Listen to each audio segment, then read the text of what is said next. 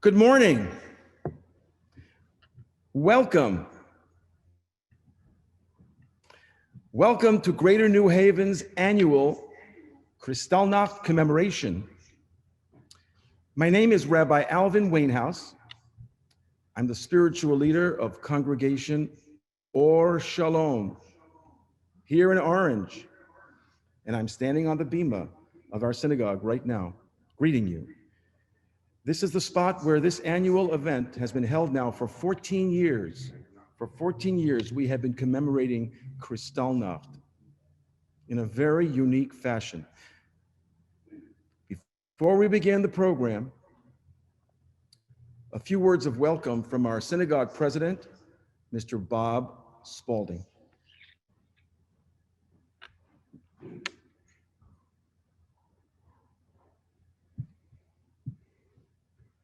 Good morning. Thank you for being with us. And in Oslo, God ettermiddag. It is in our tradition to remember and to learn. And today we will do both. As you recall, the horrors that were brought down upon our people in World War II. And as we also learn about the courageous and heroic actions of those who work to save Jewish lives. And this morning, of course, we are celebrating the efforts of Mr. Odd Nansen. I would like to thank all of those people in Congregation Or Shalom and also the Federation who have worked so hard to bring this program together, and with all the challenges that we've had to deal with the COVID virus. Thank you for joining us again, and I hope you enjoy the program.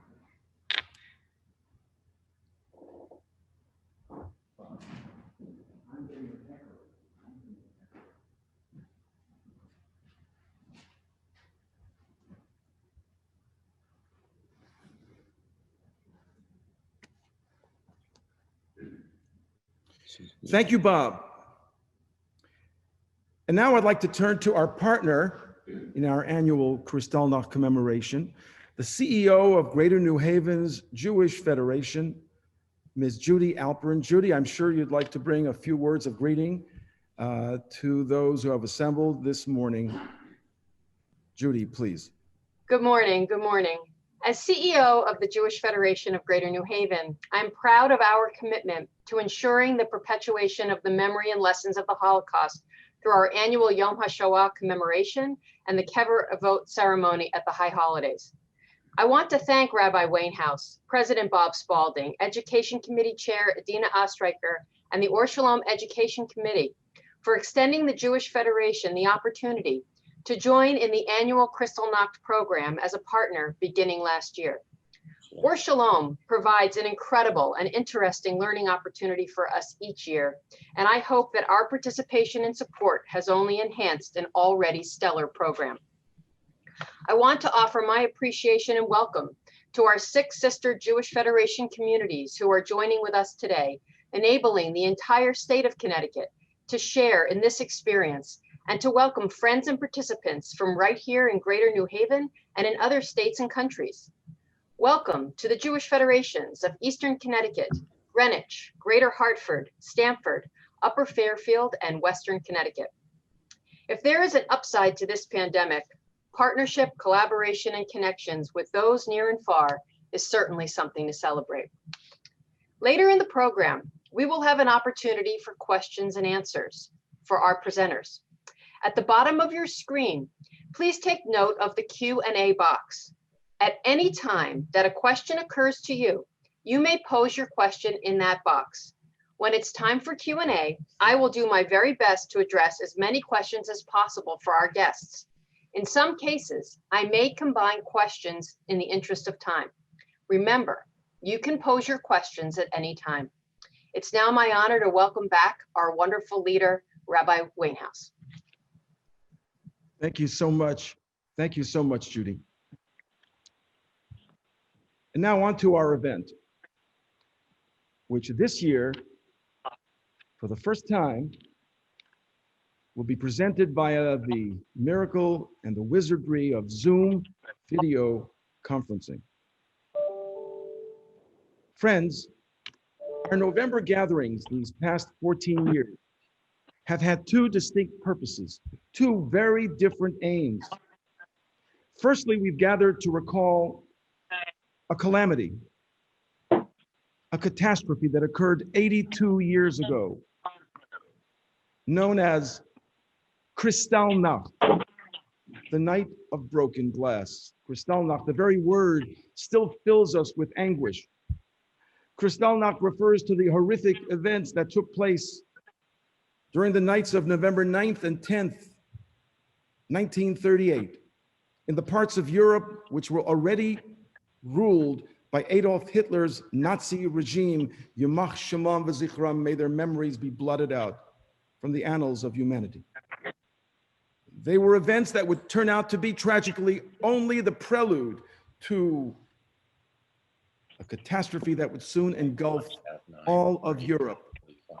The nightmare of Kristallnacht began in the early hours of November 9th and continued for more than 48 hours when Nazi Germany's paramilitary, along with mobs of Hitler youth, Hitlerjugend, rampaged through Germany, Austria, and Nazi-occupied Czechoslovakia, systematically attacking the Jewish communities there. During those two horrific nights, many people of the Jewish faith were murdered and maimed.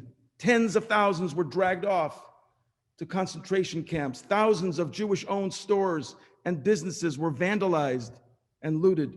And most infamously, during those two nights, many hundreds of synagogues were dynamited, torched, burned to the ground in full view of police and firefighters. Police and firefighters whose only task on those nights was to ensure that the flames did not destroy what they called Germanic property, Aryan property.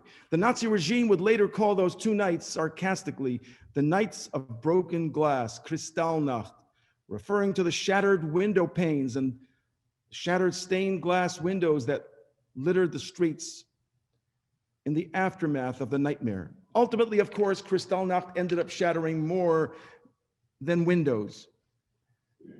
The events of Kristallnacht turned out to be the opening scene in a cataclysm that was about to shatter all the Jews of Europe.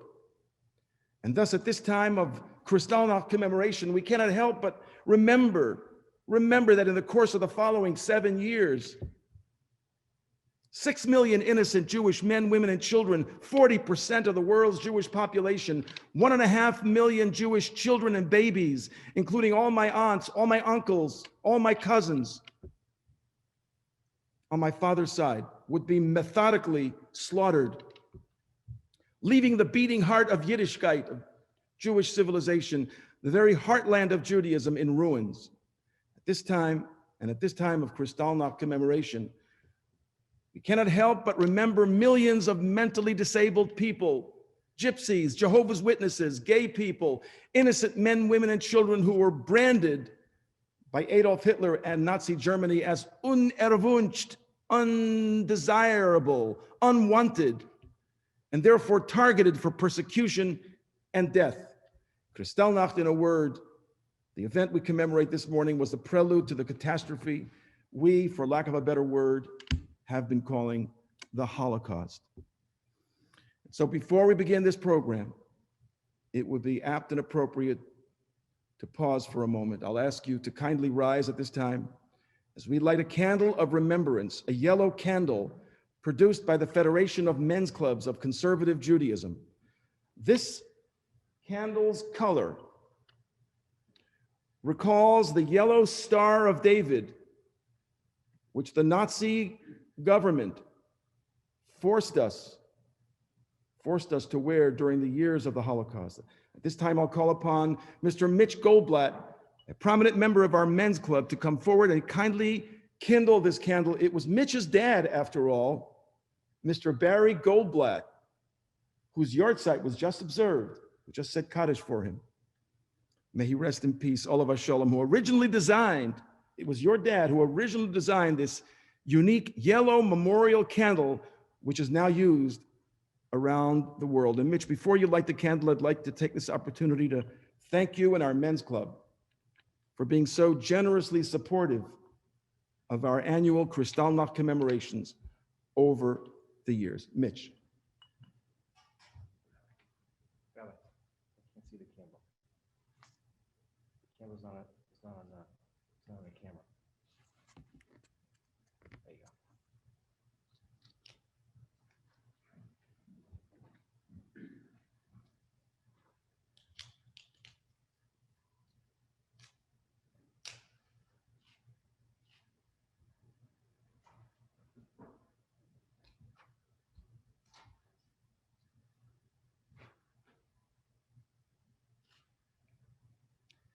Thank you, Rabbi.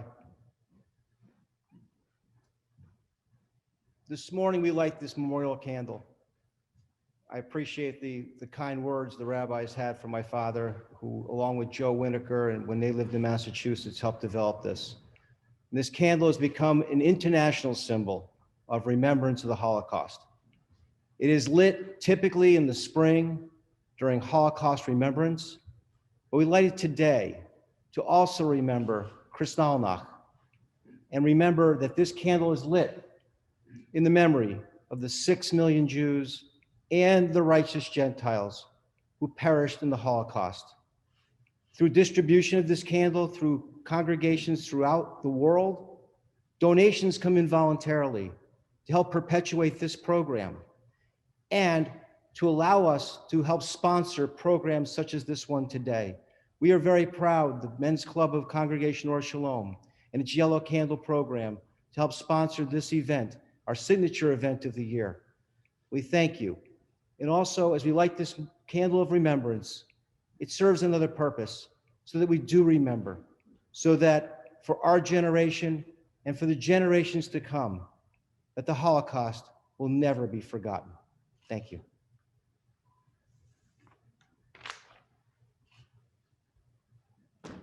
Thank you, Mitch. Thank you so much, Mitch.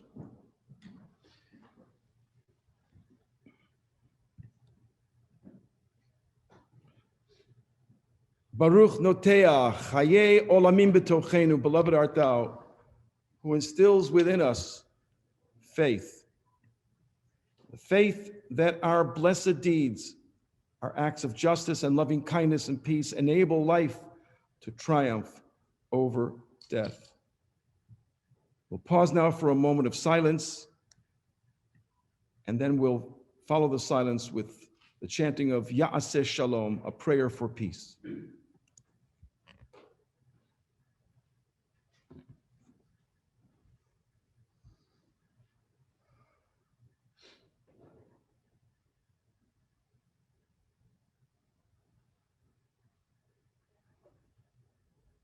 Ya'aseh Shalom, Ya'aseh Shalom, Shalom Aleinu, V'al Kol Yisrael, Ya'aseh Shalom, Ya'aseh Shalom, Shalom Aleinu, V'al Kol Yisrael.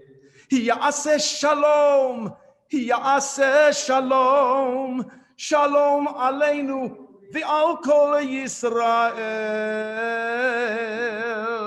Ya'aseh Shalom, Ya'aseh Shalom, Shalom Aleinu, V'al Kol Yisrael. Ya'aseh Shalom. Let there be shalom in our lifetimes, O Lord. And let us say, Amen. Let's be seated.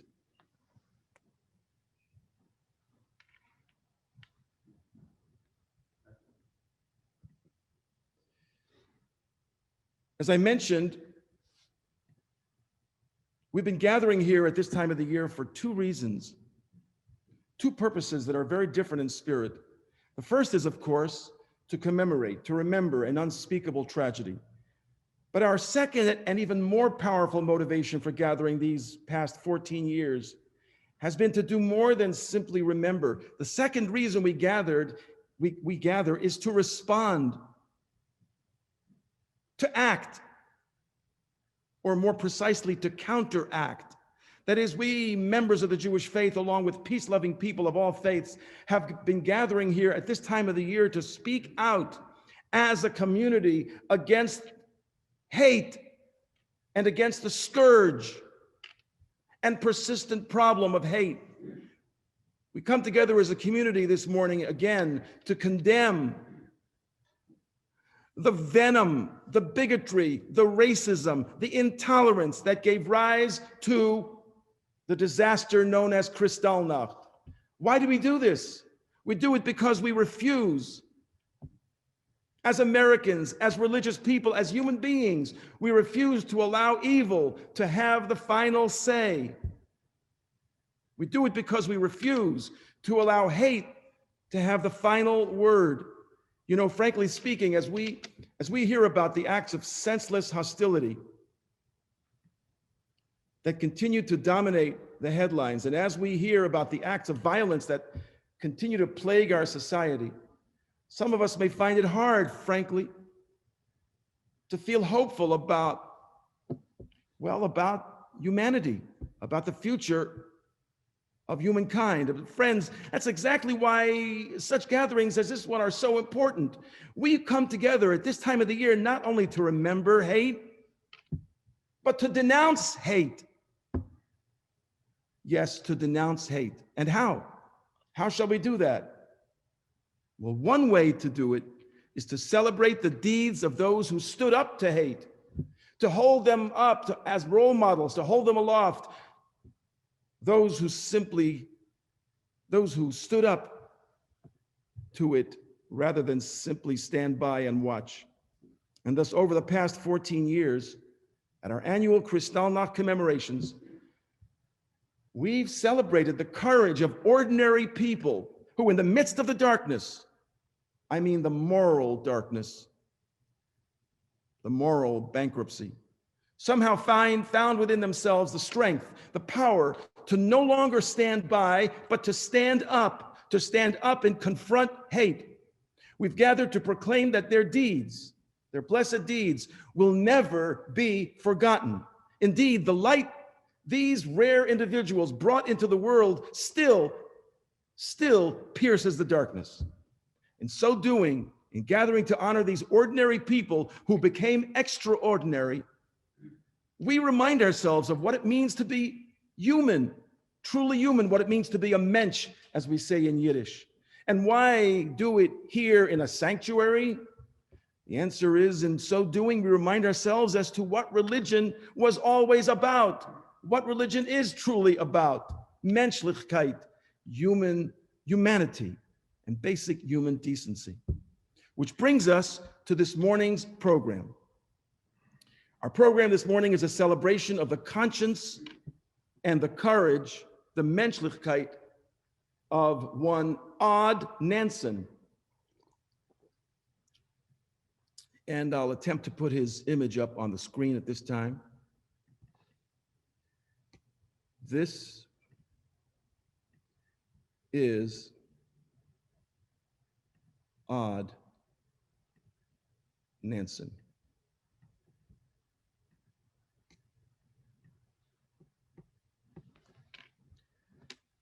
The way he looked when he was performing his heroic acts during World War II, or at the beginning, at the outset of World War II. His name was Odd Nansen. Odd Nansen, a relatively unsung hero of the Holocaust, is our hero this morning. You see, as Adolf Hitler's noose was tightening around the neck of German Jewry, Odd Nansen, a Norwegian architect, suddenly immersed himself in the work of providing a haven in Oslo, Norway, for Jewish refugees and all who were fleeing Nazi persecution. To that end, he and his wife, Carrie, formed a humanitarian organization in Oslo called Nansen Helpen, that is Nansen Help, or Nansen's Relief, along with an accompanying children's shelter for refugee children, many of whom were Jewish. But then, in April 1940, Norway was overrun suddenly by Nazi Germany, and thus, very tragically, most of Nansen's refugees, along with many of Norway's Jews, were murdered by the Nazi occupation authorities in Norway. However, incredibly, Nansen's staff at his children's shelter in Oslo, especially the director of the children's home, one Nina Meyer, risked their lives to rescue 14 of the children of the home by secretly transporting them across the border to neighboring Sweden, actually walking with them in the woods to Sweden. These 14 children, Nansen rescuees, survived the Holocaust and subsequently found new homes all over the world.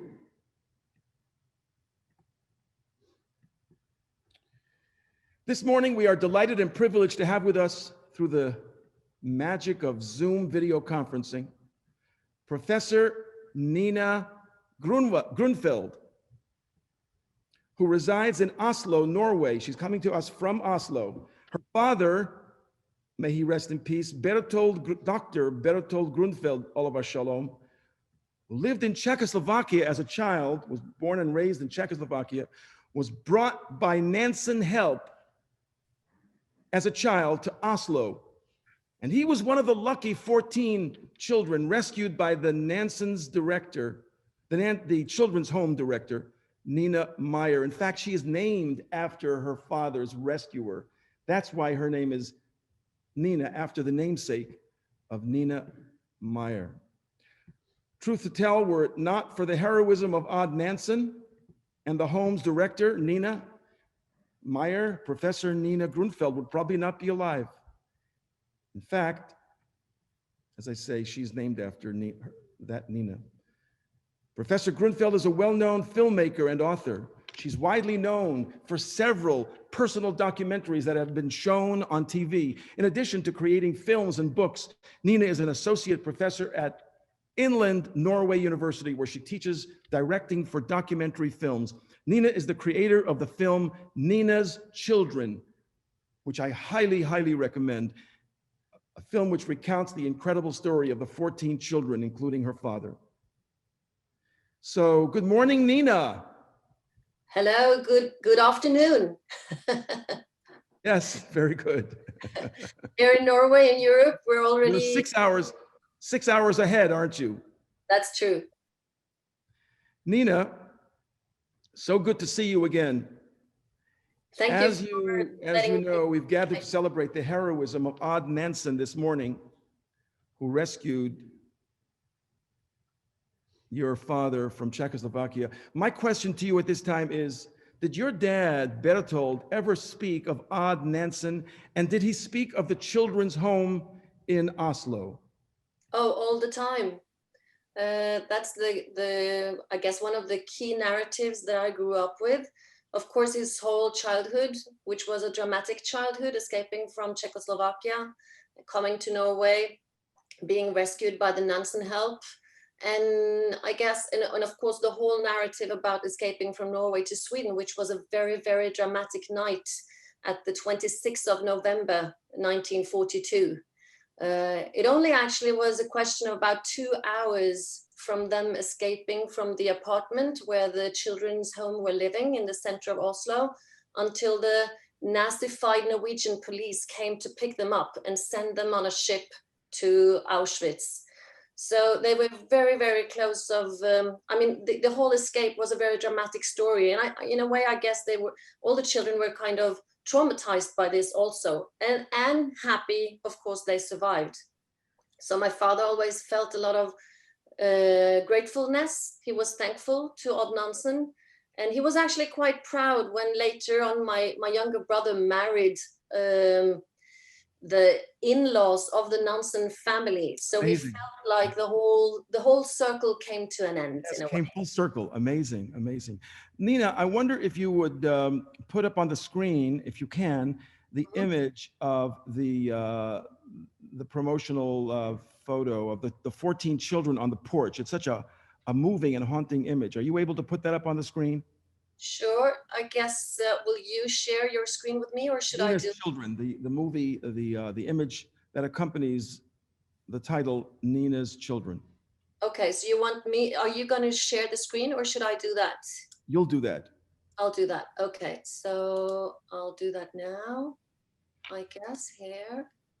And can you see this? Perfect, perfect, perfect. Yes, very nice.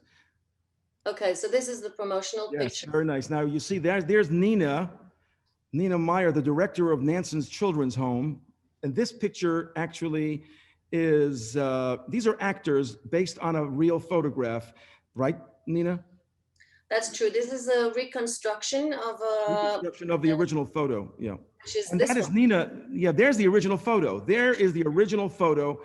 And the woman in white in the previous photo is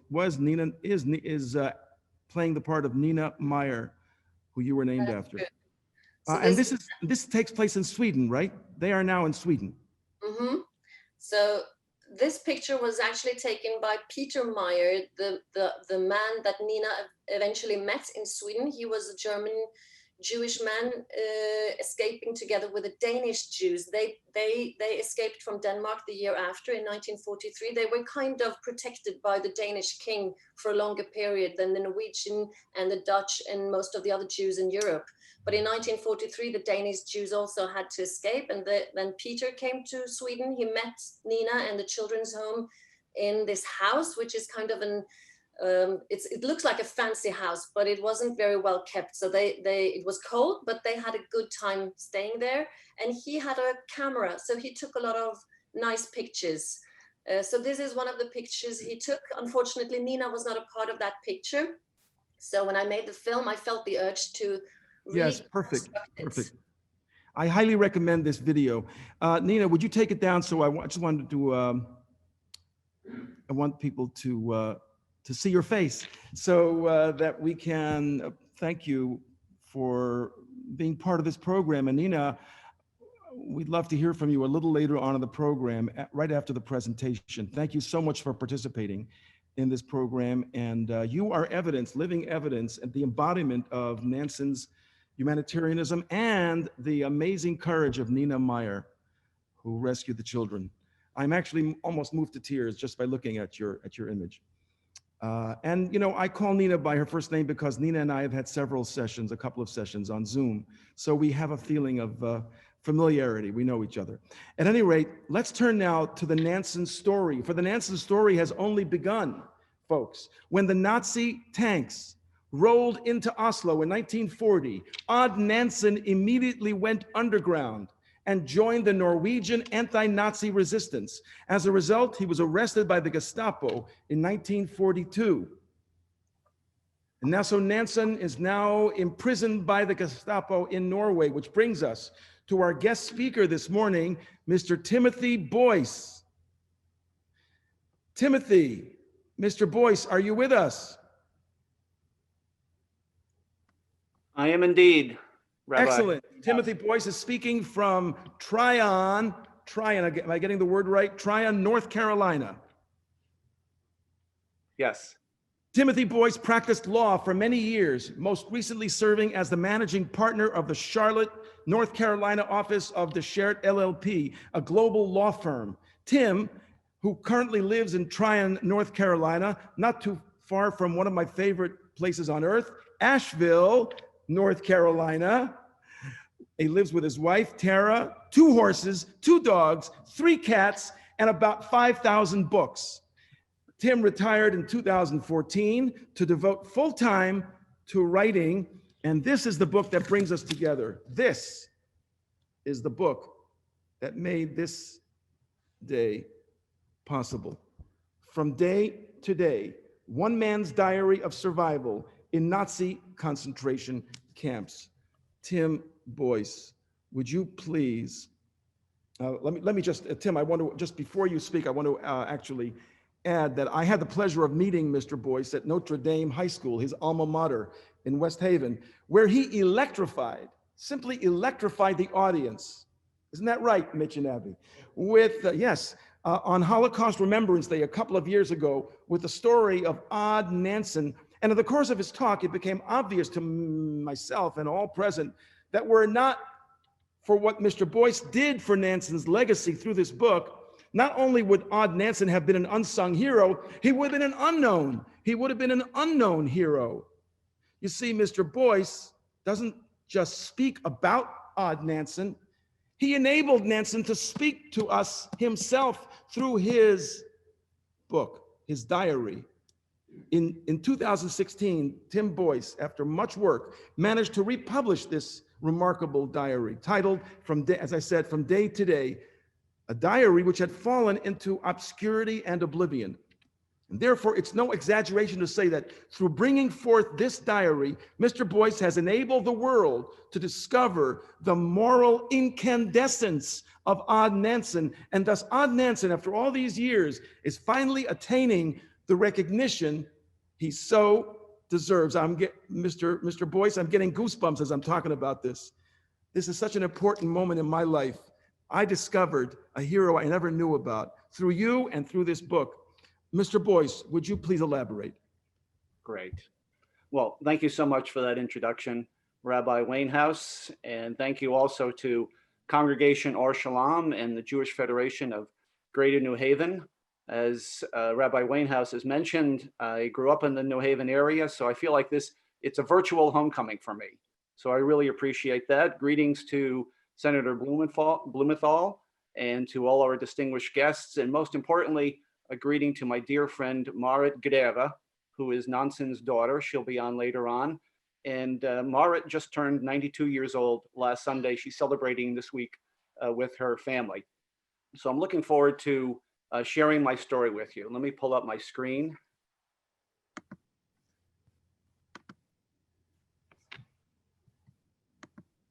So I'm going to be speaking to you about one aspect of Odd Nansen, and that is the diary that he wrote called From Day to Day. And here's an image, if I can get, there we go. Here's an image, as Rabbi Wainhouse has shown, of this diary. In order to start this thing, what I'd like to do is actually tell you a story. And I'd like you all to participate with me, do a little bit of role playing yourselves as I'm telling you the story. I'd like you all to imagine that you are all once again 10 years old. And instead of waking up in a nice cozy bed in a nice cozy house in a place like East Haven, which is where I grew up, or in Bridgeport, or in Darien, or in Simsbury, which are all towns that I lived in at one point or another in Connecticut. Imagine that you were 10 years old and you find yourself waking up in a concentration camp. And not just any concentration camp, a camp called Auschwitz. And the date is January 1945. And the guards have just come into your barracks and they're screaming and they're shouting and they're bellowing the command Raus. Raus. Raus is a German word that means out. Everybody out. We're evacuating the camp. So you line up outside your barracks, you join this marching column that is already miles long, you exit the front gate and onto these back roads. And for the next 3 days, you walk through the snow and the ice and the mud and the slush in bitterly, bitterly cold temperatures. Remember, this is January 1945 in southwestern Poland. And then on the third day, you reach a rail junction, at which point you're put on a cattle car. Cattle car, of course, has 4 sides. It has no roof, it has no heat, it has no protection from the elements. And you spend the next 10 days inside that cattle car as this train slowly makes its way out of southwestern Poland, takes a long detour, southerly detour through Czechoslovakia, and then finally turns north into Germany and comes to a stop about 25 miles north of Berlin at another concentration camp. This one's called Sachsenhausen. When you get there, you're grateful that you're still alive. Thousands of people died in just that 2-week period in what became known in history as the Auschwitz Death March. But as I say, you've made it. You're one of the lucky ones. But that doesn't mean that you're not suffering. Doesn't mean you're not injured as well by this point. In fact, by the time you get to Sachsenhausen, you can barely walk into the camp under your own power. You've got terrific pains in both of your feet. But up until now, you dare not take off your boots to see what's wrong with your feet for a variety of reasons, including the fear that if you take off your boots, somebody will steal them from you. I mean, by January 1945, the world is a complete dog-eat-dog place. Everybody is just trying to survive one way or another. So now that you're in Sachsenhausen, you take off your boots to see what's wrong with your feet. You realize that you've got a severe case of frostbite. In fact, so severe that your feet have turned black and some of the flesh on your toes is already starting to rot.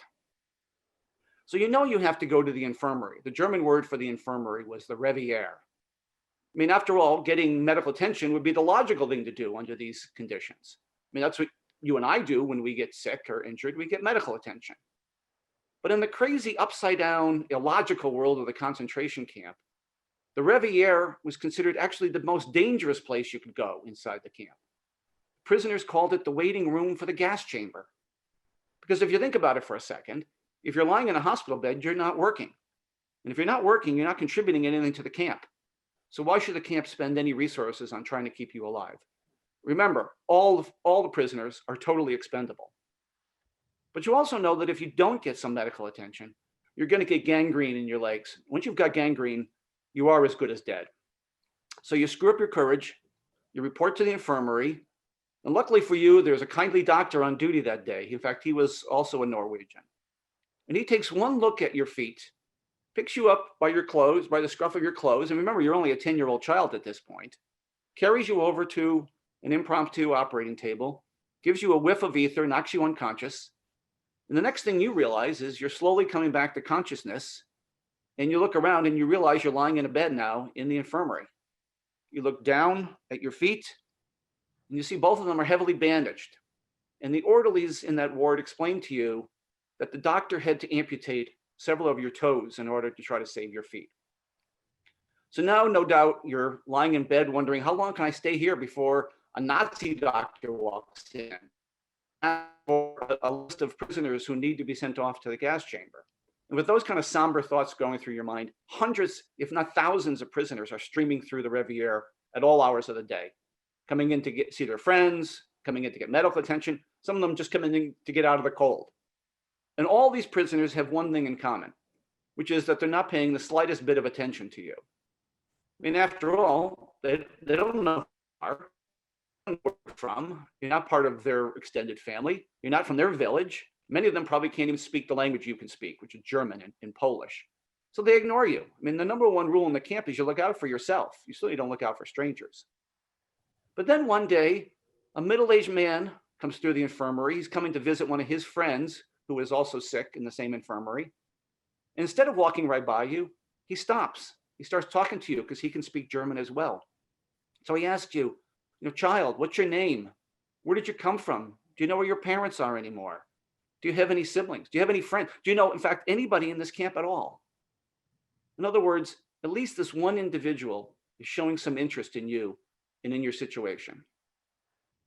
Now, why am I telling you the story in the first place? Well, number one, that happens to be a true story. The young child that I've been describing was a boy named Tommy Buergenthal. Here's a picture of Tommy taken in 1938. He's all of 4 years old in this picture. And he would be taken captive by the Nazis in the fall of 1939, the very beginning of World War II, and remain a captive of the Nazis along with his mother and father for the entire duration of World War II, for no other reason other than the fact that he was a Jew. And the man who stopped and talked to him was a Norwegian named Nansen. Now, the second reason why I'm telling you this story is that chance meeting between these two people ended up changing their lives. Now, when I say this is a chance meeting, by the spring of 1945, Sachsenhausen has a prisoner population of about 35,000 prisoners. It's the size of a city. And in fact, it had 4 Reviers, not just one. But it just so happened that Nansen's friend was in Revier number 3, which was where Tommy was. So they passed by each other. As I say, that chance meeting changed both their lives. In Tommy's case, it literally meant the difference between life and death, between living and dying. Because from that day forward, Nansen used his food and tobacco rations to bribe the orderlies to look out for Tommy, to protect him, to make sure that his name did not show up on a selection list. Now, some of you out in the audience might be asking yourselves, how does Nansen have enough food and tobacco that he can be giving it away in the form of bribes? I thought everybody was starving in these camps. Every picture you see of a camp prisoner, they're always these emaciated people. But that's not really a completely accurate picture of what life in these large concentration camps was like. And to understand this, what you have to understand is these camps were very stratified. The Nazis viewed the world, of course, through the lens of race. And to them, race both explained how the world operated, and it also guided how they would treat the world. And in what they called their Weltanschauung, which means their worldview, of course, the Nazis believed that they belonged to the Aryan race. And the Aryan race were the head and Volk, the master race that was going to rule over this new world order they were creating. At the bottom of the totem pole, of course, the Nazis put the Jews. They considered to be Untermenschen, subhuman. But the Nazis had to find a place in this pecking order for every race. We would call them mostly nationalities, so they would know how to deal with them. And the Nazis looked at the Scandinavian prisoners, both the Norwegians and the Danes, and they said, in many ways, you are racially akin to us. I mean, you're almost like our first cousins. I mean, you're tall, you're blonde-haired, you're blue-eyed. You could almost be on our recruiting posters. You're so close to us. But you're not Germanic, so you can't be Aryan. But you Nordics, which is pretty much what they call them, can really be just one notch below us and superior racially to everyone else in the camp, to the French, the Greeks, Romanians, the Slavs. And as a result of that relatively exalted racial view that the Nazis had of the Scandinavians, they allowed them one benefit in these concentration camps that they didn't allow to anybody else. And that is they allowed them to receive food parcels from the Red Cross. And if you had food in a concentration camp, you were rich. You could do anything you wanted. And that's how Nansen had the wherewithal to try to save young Tommy. Now, I said a few minutes ago that this meeting changed both their lives. Now, there's not much an injured 10-year-old Jewish boy with amputated toes can do to help a middle-aged man who is in relatively good health. But I think if you read Nansen's diary, by the time you get to the spring of 1945, you almost have to conclude, kind of reading between the lines, that Nansen was heading for a mental breakdown. He had been in different camps at this point for over 3 years. He had seen every kind of barbarity, every kind of cruelty imaginable. And every time when he thought things couldn't get any worse, of course, they would always manage to get even worse. So this is what Nansen wrote about meeting Tommy. He wrote, "Everywhere I went in the camp, Tommy's angelic face popped up. Without suspecting it, Tommy accomplished with us a work of salvation. He touched something in us, which was about to disappear. He called to life again human feelings, which were painful to have, but which nevertheless meant salvation for us all." Now, the third reason why I'm telling you the story is that that story changed my life as well. I'm not old enough to have been alive during World War II. And in fact, it would take 61 years for that event to finally intersect with my life. And as the reason for the background for this, and as you can see from just looking behind me, this is not wallpaper. This is my library that I'm sitting in here in Tryon. I'm a voracious reader of history. In fact, every book behind me that you see is a history book. And every chance I get, certainly pre-COVID, every chance I had to go into a bookstore, whether new or used, I would always do that just to see what books I love to browse. And in 2010, so we're going back 10 years ago now, I wandered into a bookstore in Charlotte, North Carolina, because that's where I was living and practicing law. And I came across this book, just been published, a book called The Lucky Child, written by somebody named Tommy Buergenthal. I had never seen the book before, as I said, it was just published. I had never heard of it. I had never heard of Tom Buergenthal. I knew nothing about it. But that subtitle, A Memoir of Surviving Auschwitz as a Young Boy, caught my eye. I thought, this has got to be a fascinating human interest story. And so on an impulse, I bought this book and took it home, started reading it. And by the way, that picture on the left is a picture of young Tommy. He's all of 11 years old in that picture. This was taken shortly after he was liberated. And at this point in Tommy's life, he's now spent more than 50% of his entire existence in different concentration camps. So he's got a slightly different look than that first happy-go-lucky photograph I just showed you. So as I say, I read this book, and I learned the story that I just told you about how Tommy ends up in Auschwitz, how he takes part in the evacuation, the death march. He arrives in Sachsenhausen with frostbitten feet. He has some of his toes amputated. He meets Nansen, really serendipitously. Nansen intervenes and saves his life. And at that point in Tom's memoir, he says, by the way, this fellow Nansen in my life he kept a diary. And Tom includes on the bottom of page 177, just a few lines, what's that, 5 or 6 lines, in a footnote describing this diary. Of course, it was published in Norway in 1947, then translated into English, as well as in German in 1949. And so when I came across this footnote, I made a mental note that maybe this diary would be interesting to read as well. I mean, Tommy's memoir is a fascinating book. I thought this would give me another perspective on some of those same events that Buergenthal describes in his memoir. I mean, after all, when you have this many books in your house, buying another book is the easiest thing in the world. Now, I realized that this book had not been in print since 1949, and so I'd have to do a little bit of searching where? Of course, on the internet. That's where you can find everything that's hard to find in the world. If somebody is selling this, it's listed on the internet. So I did a search, again, back in 2010, for this diary, and I was able to locate one single copy of this book for sale in the entire United States. I repeat, just one copy of this book was available for sale in this entire country. I could find 2 more in Great Britain for sale, 1 in Australia, 1 in New Zealand, 5 in the entire world. Where all the other copies have disappeared to, I know not. So I ordered one of those books, and when it arrived, I started reading it. And when I started reading it, really, I had no idea who Nansen was. I had almost no idea what Norway had gone through during the war. But within a very short period of time, I can't recall now whether it was a week, maybe 10 days, 2 weeks, I was completely smitten by this book. I couldn't put it down. I was reading it day and night. And even before I finished it, I kept saying to my wife, how can it be that this book, which I think is magnificent, which is a masterpiece, which is head and shoulders above every one of these well-written history books behind me, how can it be that no one else has seen fit to republish this thing in over 60 years? That's a whole lifetime for this thing to have been out of print. So I made up my mind to get this book back into print. And after 6 years of trial and error and lots of searching around, I was finally able to publish a fully edited and annotated version of this diary through Vanderbilt University Press. And I know one of the participants in this event today, calling in from New Haven, Connecticut, is a good friend of mine, Sten Vermund. Sten is the Dean of the School of Public Health at Yale University. And it was Sten who heard my talk in Nashville in 2014 and came up to me after the meeting and said he would like to help me find a publisher.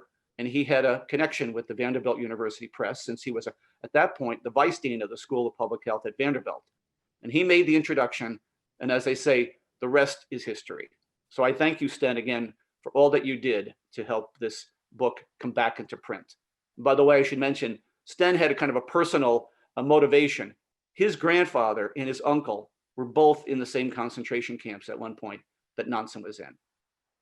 So now what I'd like to do in the time we have allotted is just to kind of hit the highlights of the who, what, why, where, when of Odd Nansen and his diary.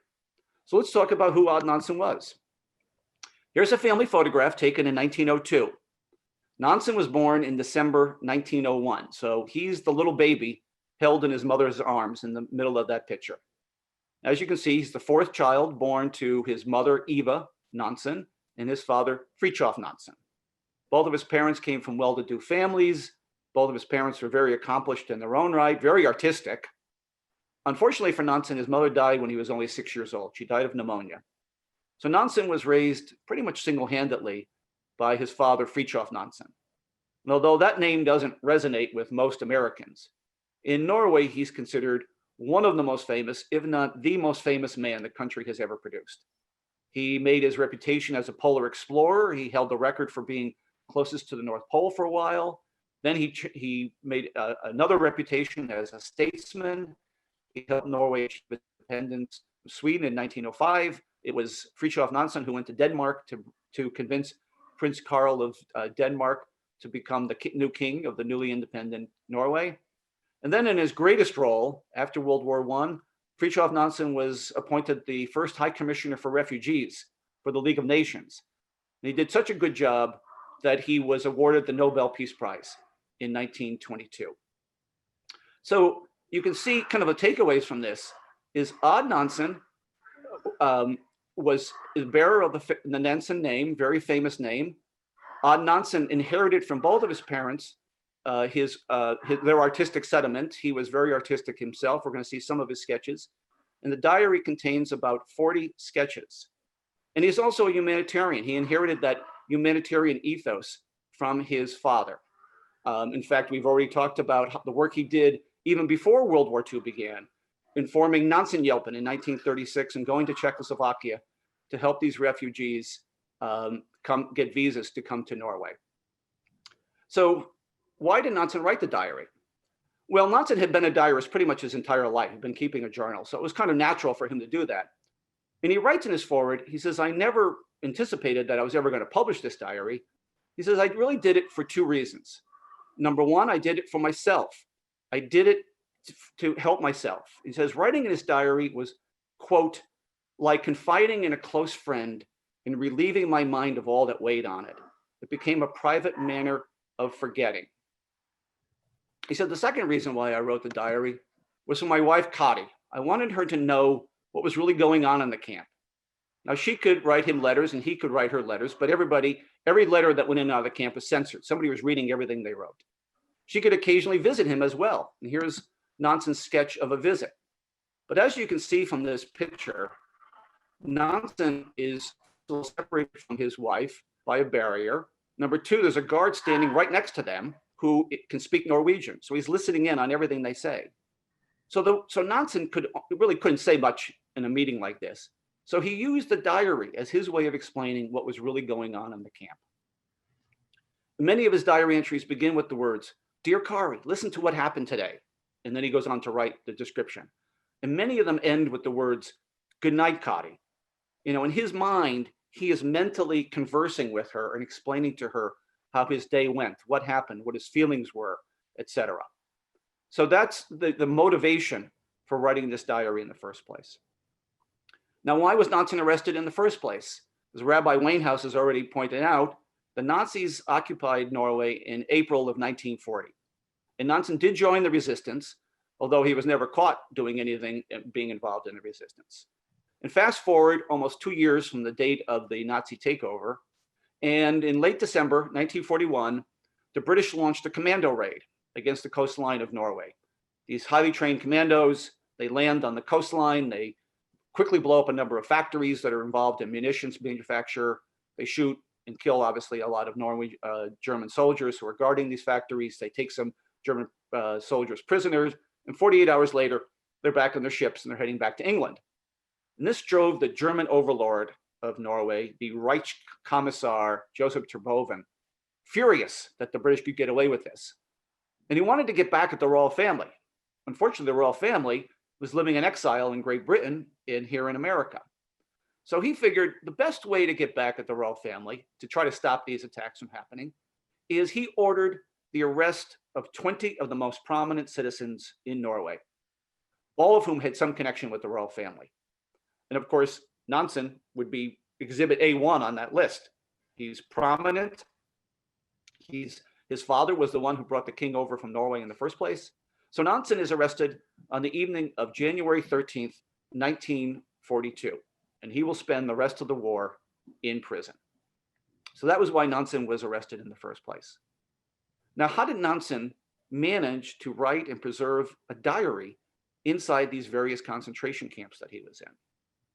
Well, Nansen says that writing the diary wasn't that difficult. Nansen, much like his father, had the capacity to operate on virtually no sleep. I mean, he could spend the late hours of the evening and the wee hours of the morning writing in his diary while everyone else was asleep, then go to bed and get up really early. In fact, some of his diary entries end with the words, you know, it's now getting on to be 2:30 in the morning, so I better leave off today. I'll pick it up again tomorrow. He said once he had written the pages of the diary, hiding them wasn't a particular problem. He said, I put it in the one place I knew the Germans would never go looking for these things. That was in the latrine. The Germans weren't going into the latrine for any reason. And to them, that was just a source of infectious bacteria. So the real challenge was smuggling the pages of the diary out of these camps. Well, for 18 months, Nansen was a prisoner in camps in Norway. And if you stop and think about it, who's bringing the food into the camps on almost a daily basis? You know, this is early 1940s, way before you have refrigeration. So It's Nansen, it's Norwegian civilians. Who's delivering all the building supplies to these camps as they build more and more barracks because they keep arresting more and more people in Norway? It's Norwegian civilians. And the other prisoners on the other side of the barbed wire are their countrymen, their neighbors, their in-laws, their friends. So everybody was more than willing to help these prisoners smuggle something out. And in fact, everybody was trying to smuggle notes, cards to their families, to their loved ones, etc. In Nansen's case, it was really the pages of his diary that he was using then to communicate with his wife. But then in the summer of 1943, Nansen gets in trouble with the commandant in the camp that he's in, just outside of Oslo, called Gnini.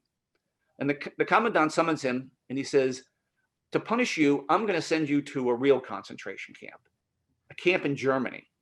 And you should tell your family to put up a headstone for you now, because you're not coming back from this experience.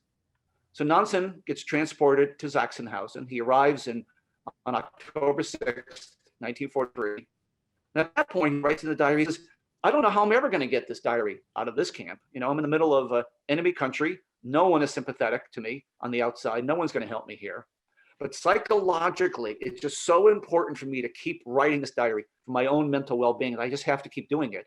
And I'm hoping against hope that I'll think of some way to get these pages of the diary out of this camp. And if I can't think of any way, assuming I live to the end of this war and I am able to leave this camp, if I can't figure out any way to take it with me, I'll bury it in the ground rather than destroy it. And diaries have been found buried in the ground at other concentration camps, primarily in Auschwitz. So other people were kind of thinking the same thoughts that Nansen was thinking. But then one day he says, I had a brainstorm.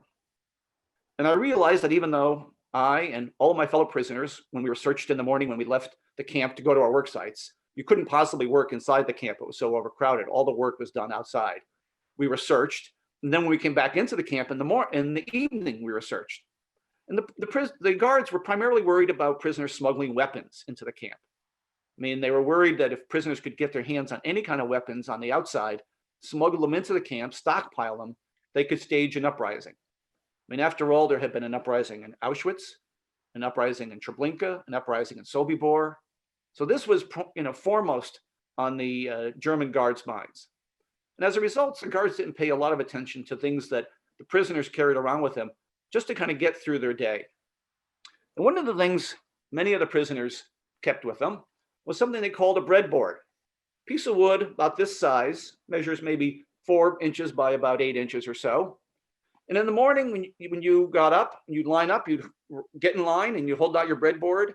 And the person who was in charge of your barracks, the block altester, meaning barracks leader, one of his responsibilities was to dole out your daily bread ration. You'd get half a loaf of bread on your breadboard. What you did with it after that was up to you, whether you ate it all or traded it, bartered it, kept some of it, whatever. If you wanted to eat at lunchtime off of a surface, this was it. This kind of became your utility work surface that a prisoner would carry with them. And these were so ubiquitous that the guards really didn't pay that much attention to them. And one day Nansen says, I realized I could take my breadboard, go to one of my friends who was in the carpentry shop, who had access to tools, and have him split the breadboard lengthwise and hollow out the inside of the breadboard.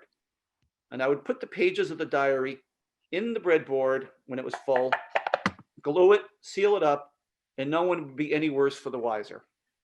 And so at the end of the war, Nansen walked out of the camp with 5 of his best friends, all carrying their breadboards, and no one paid any attention to them. And that's how they smuggled the entire German portion of the diary out of the camp. And here's a picture of a real breadboard. This is not Nansen's. Nansen's is on display now in Norway's World War II Museum, right in Oslo. This is one of his friends. And if you look at the image on the right, you can see that the paper that he was writing on was tissue thin paper. So he could get a lot of pages into this small cavity. What's a little bit harder to tell is this handwriting on these pages is microscopically small, such that the typist needed magnifying glasses just to read his handwriting and transcribe it for publication in 1947.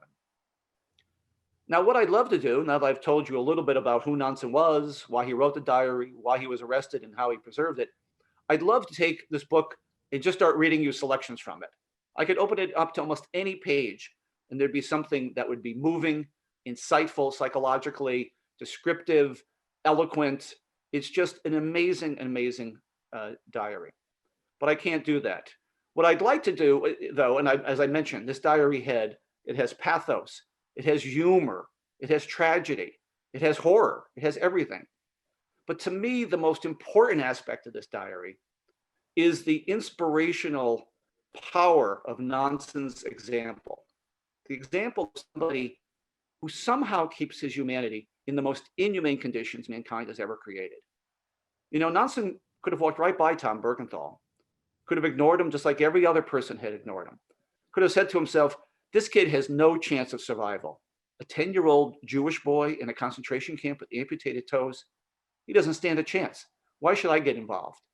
But Nansen didn't do that. He got involved and he saved Tommy's life. Since I began the story, kind of telling you the story of Tom and how he got into Sachsenhausen, let me close the circle and bring you up to date on what ultimately became of him as well. Now, Tommy did survive to the end of the war. His mother survived in another camp, a women's camp called Ravensbrück. His father didn't make it. He died in January 1945 of pneumonia in a third concentration camp called Buchenwald. It would take Tommy and his mother another 18 months, another year and a half, until December 1946 to even find each other in war-torn Europe. But when they do reunite, Tommy's mother takes him back to Germany, which is where she had grown up, to raise him. And you have to, if you think about it for a second, up until the time Tommy's been liberated, which he's 10 years old, almost going on 11 at the time, he's illiterate. Tommy has never been in a school in his entire life. He's been a captive since he was 5 years old. Even when Nansen asks him why his parents didn't teach him how to read and write, he explains to them that in the Kielce ghetto, where they lived for 2 years together, it was a capital crime for Jewish parents to teach their children their letters. They could have been shot for doing that. So Tommy has no education at all. So when they're back in Germany, Tommy's mother hires a tutor. She explains to the tutor, I want you to teach my son in 1 year, in 12 months, everything that he should have learned in grades 1 through 7. So at the end of that 1 year, I can enroll him in the 8th grade, which is the grade that he would have been in had he been going to school like a normal child. So Tommy has a year of tutoring, then he enters the 8th grade, 9th grade, 10th grade, starts the 11th grade. Now Tommy's a young teenager. He's starting to think about his own life and what he wants to do with his future. And he knows that he doesn't want to spend it in Germany. Fortunately for him, he has an aunt and uncle who live in Paterson, New Jersey. So he emigrates to the United States. He arrives in December 1951. So just 5 years after he's been reunited with his mother. And he's enrolled in high school there in the middle of the school year, 11th grade. Now think about this. Here's a child who's only had 3.5 years of formal schooling, 3.5 years of any English instruction at all. He didn't speak English before the war. And now he's living in a foreign country where everything is in English, where he knows nobody other than his aunt and uncle, who are strangers to him as well. And yet Tommy graduates from high school there in Paterson. He then goes on to a liberal arts college in West Virginia. 4 years later, Tommy graduates as the valedictorian of his class. He then goes to NYU Law School, gets a legal degree. He then goes to Harvard Law School, and he gets a master's degree and a doctorate in the field of international law and international human rights. A career choice, he says, that was inspired by the example of Nansen. And Tommy goes on to have one of the most spectacular careers you could imagine. That career culminates in the year 2000 when Tom is appointed to the International Court of Justice at The Hague. There's a picture of Tom in his judicial robes. Tom is now 86 years old, living in retirement just outside of Washington, D.C. I'm still in touch with him. Before COVID, I could go visit with him. Now we just exchange phone calls and emails. He's a wonderful man. And Nansen's diary, when it was published in 1947, was dedicated to Tommy. The sentence reads, "And to you too, little Tommy, to your living memory, I dedicate this book." And now, 70 years later, Tom Buergenthal, as a favor to Nansen and as a favor to me, wrote the new preface for this hardcover edition of the diary.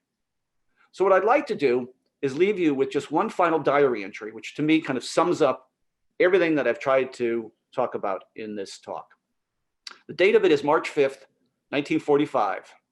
Nansen has just learned that he is going to be moved from Sachsenhausen to another camp called Neuengamme.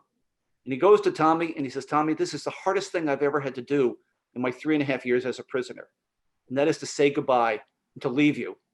So you have to promise me that you will write to me when this war ends and tell me how you made out. And Tommy says, yes, of course I will do.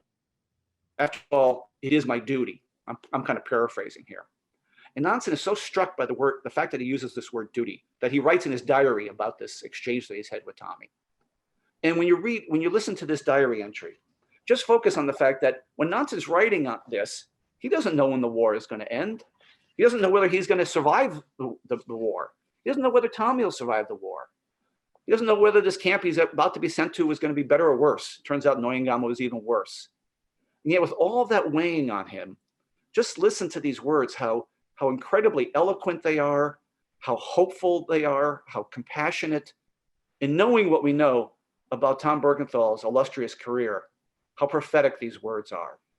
And he writes, little Tommy, if only your fellow creatures thought a fraction as much about their duty to you as you do about yours to them, all your prospects would be brighter than they are today.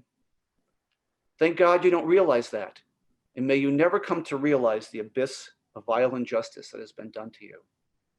May there be such a future in store for you that all this frightful, this unintelligible cruelty will be expunged from your mind. May you discover that the world is not like that. The world is not as it looked to you from the floor of the cattle car when you cried because you were so terribly cold. May you one day grasp and experience all the warmth and joy, all the beaming light that are reflected in those big eyes of yours, too shrewd for a child's, and which are a reminder and evidence of what you were meant to be.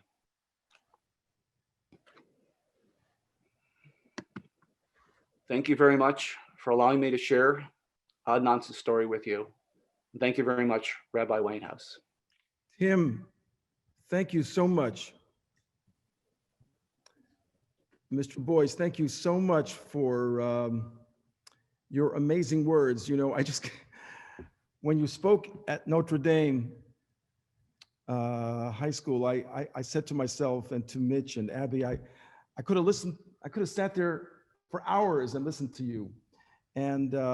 And by the way, when Tim speaks live, he's even more electrifying and more mesmerizing.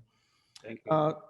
And you know, when I was reading this diary, Tim, I said to myself again and again, this is an act of resistance, don't you think? An act of resistance.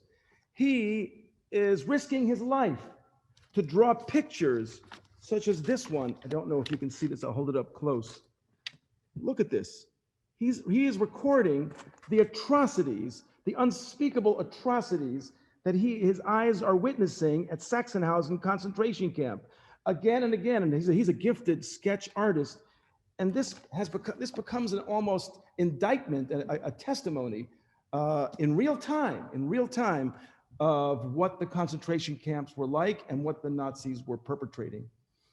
So that's what I've gone through this book, by the way, and I urge you all to purchase it. You know, Tim, if this had been a live event here at Or Shalom, you would be signing this book.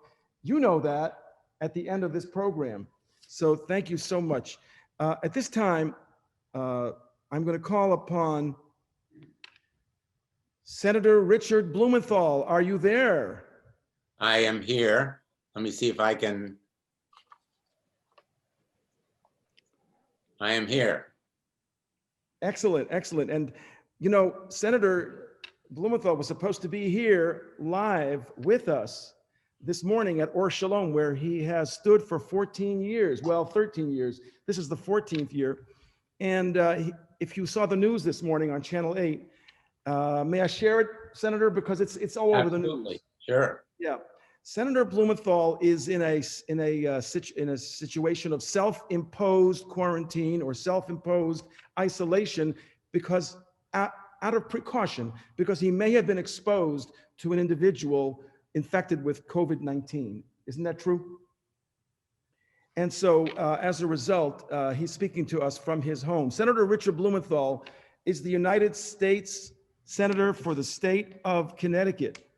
Prior to assuming office in 2011 and being re-elected in 2016, Senator Blumenthal served an unprecedented 5 terms as Connecticut's Attorney General. And that's where I met you. I keep telling you, that's where I met you, on TV, advocating for the cause of so many of Connecticut's residents and citizens. Thank you, Senator Blumenthal, for taking time once again out of your busy schedule to be here with us this morning, as you have for every one of our Kristallnacht observances these past 14 years.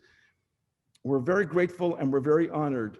And Senator Blumenthal, would you say a few words to the daughter of Odd Nansen, who is tuning in from Oslo, Norway? Her name, Marit, and she is with her daughters, Carrie, that's obviously named after Odd Nansen's wife, Carrie, and Anna as well. Senator Blumenthal, it's all yours. Thank you so much, Rabbi. And Here they are. let me begin by thanking you and the congregation of Or Shalom for this wonderful tradition, which every year is so moving, and this one is no exception. I want to thank my wonderful friends, Abby and Mitch Goldblatt, and all the congregation. I wish I were there with you. I know that you're limited in number, and I apologize that out of an abundance of caution, I am staying at home until I have the test results. I've been tested because I was in the same room with someone who was tested positive. And I think we all have to exercise caution in this very difficult time. But I want to thank you personally, Rabbi, because you have continued this tradition, even in a time of pandemic, a dark and difficult time, not only in terms of our health crisis, but also the moral and political challenges that we face. It means all the more when we see these threats in our own lives of potential bigotry and cruelty, violence based on race or religion, even here in the United States of America. So it is a really powerful, very, very apt reminder in a difficult time for our own country about the need for standing up and speaking out, as you put it so eloquently at the very beginning. Just as a personal note, your congregation has heard me tell my story every year, but I want to tell it for the family, the Nansen family, who are on today. At the time when your dad or grandfather, Odd Nansen, was helping children escape persecution, my dad came to this country. He was 17 years old. It was 1935. He came alone here to the United States. He spoke no English. He had not much more than the shirt on his back. And this country gave him a chance to succeed, much as your father or grandfather gave children a chance to survive.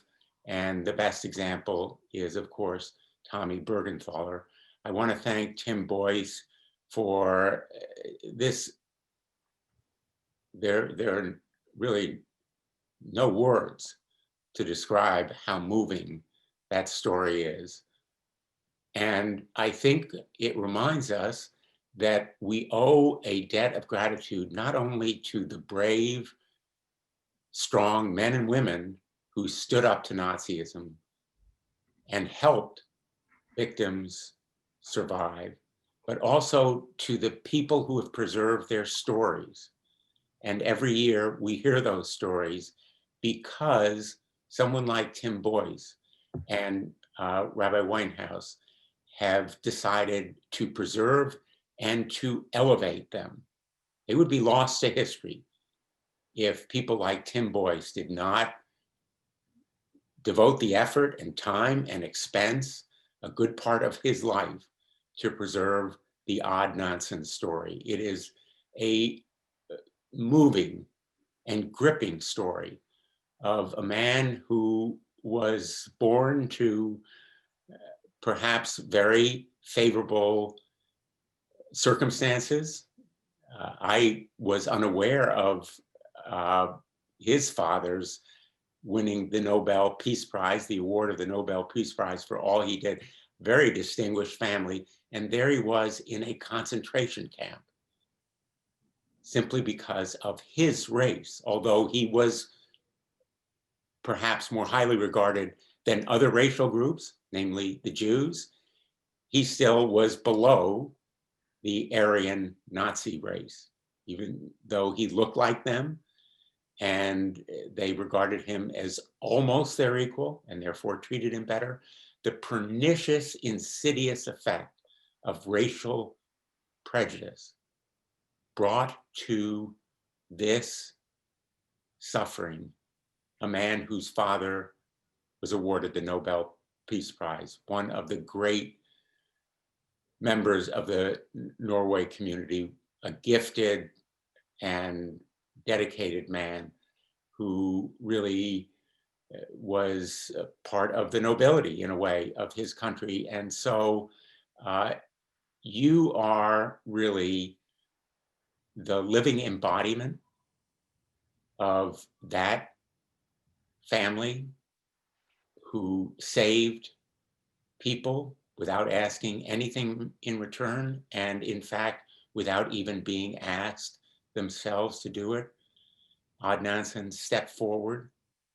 He had the courage and fortitude, but the moral backbone, the values, which we need so much today.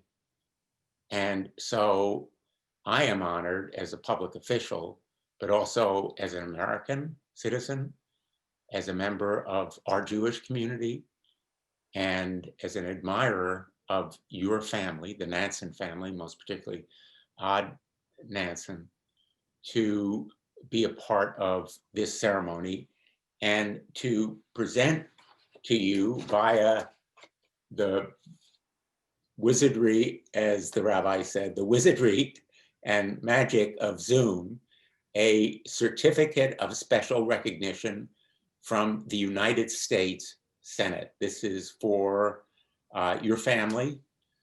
We will send it to you. I wish that I could visit with you, either here or in Norway, but to Marit and Anna and Carrie, I want to offer my sincere thanks to your family, to your father and your grandfather, for all they have done for humanity, not just for the Jewish community, but for humanity.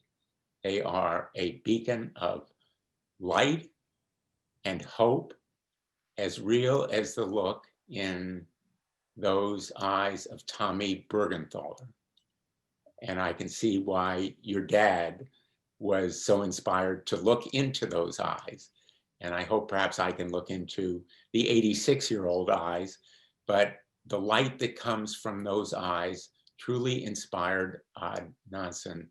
And we must keep that light alive through the candles that we light on this occasion, and through the people whom we honor and the people who preserve their stories of heroism and courage. Rabbi, I am so honored again to be with you. I thank you for giving me this opportunity, and I will continue to watch this really momentous program. Thank you so much. Well, at this time, Senator, and at this time, Marit and Anna and Carrie, there would have been a rousing applause, right? So wherever you are, at homes across Connecticut, please applaud with us here in the sanctuary.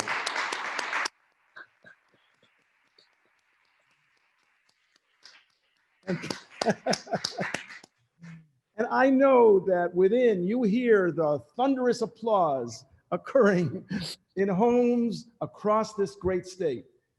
Mazel tov You know what Mazel Tov means. Marit, Mazel Tov, Carrie, Mazel Tov, Anna. Thank you so much, Senator Blumenthal, for sharing this amazing program with us once again. Thank you, Rabbi. And thank you to all of your team that has made possible this technological wonder. You've called it magic and wizardry, but it takes also human skill to do it.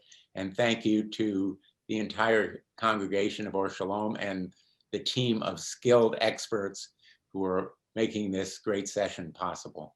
Well, Senator, you know, our thanks also go out to our partner, Jewish Federation of Greater New Haven. They actually pulled this off and made it possible for us. Well, thank you to them as well. Judy Alpern and Nurit Cole and the Jewish Federation. Wonderful. How about applause for them? Yes, yes. Thank you, thank you, thank you. And feel good, feel good. Thank you. At this time, I'll simply turn to Marit and Anna and Carrie. Marit, Carrie, Anna, what are you feeling? What is going on inside you now? Would you share your sentiments with us at this time? Who will speak first? I say, dear friends, how I wish that I could have had my father here today to have received this great honor. I know that he would have been humbled and pleased, and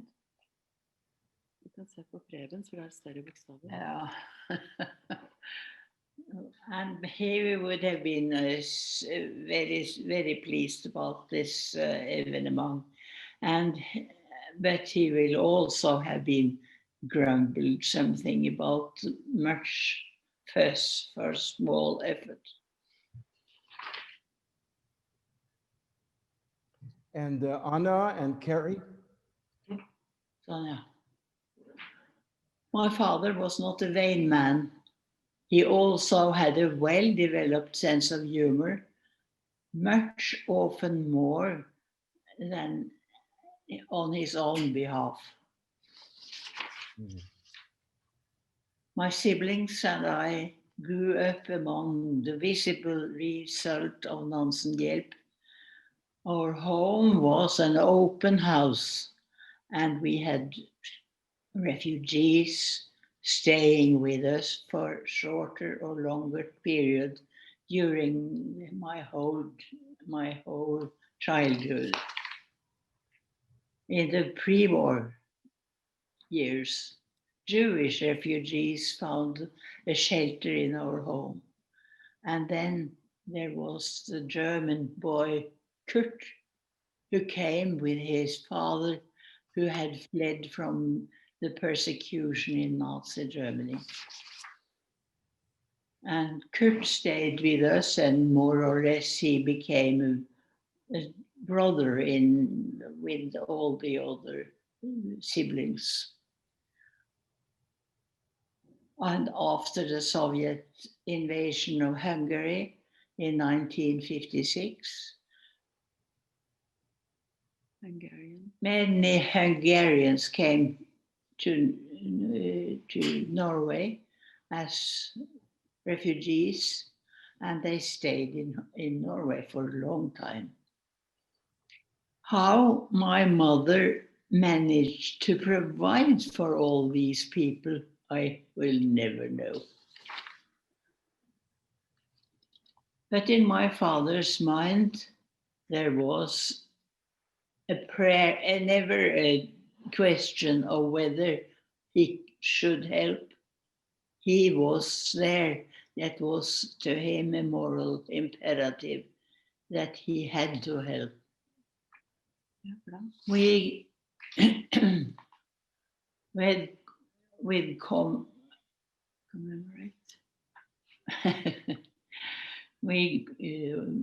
commemorate today the Kristallnacht. I had just turned 10 years when this atrocity was comment. And I know I am not, I am now, I am old. It is my strong hope that that today's young people will transmit our memories of the horrors of the Second World War to further generations, so that the sacrifice of millions will never be forgotten. My father's diary from day to day was his contribution. That was his conscious effort not to forget anything during these years of hardship. My family is forever grateful to my dear friend Tim Boyce for his tireless efforts in getting my father's diary reprinted so that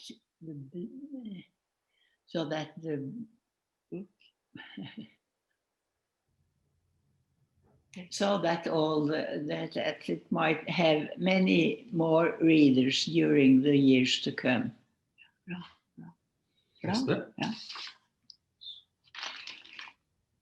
On behalf of my family, I extend my heartfelt thanks to Senator Blumenthal, to Rabbi Weinhaus, the Jewish Federation of Greater New Haven, and the congregation of Or Shalom, for the great honor that has been bestowed upon my father in the memory of my father, Odd Nansen. Thank you. Thank you, thank you, thank you so much. And how about another round of applause? Applauding.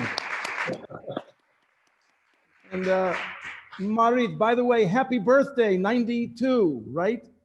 92, right? Happy birthday. You know, if this were a live event, if the world were normal, remember normal? Then Marit and Anna and Carrie would be standing right here at Or Shalom.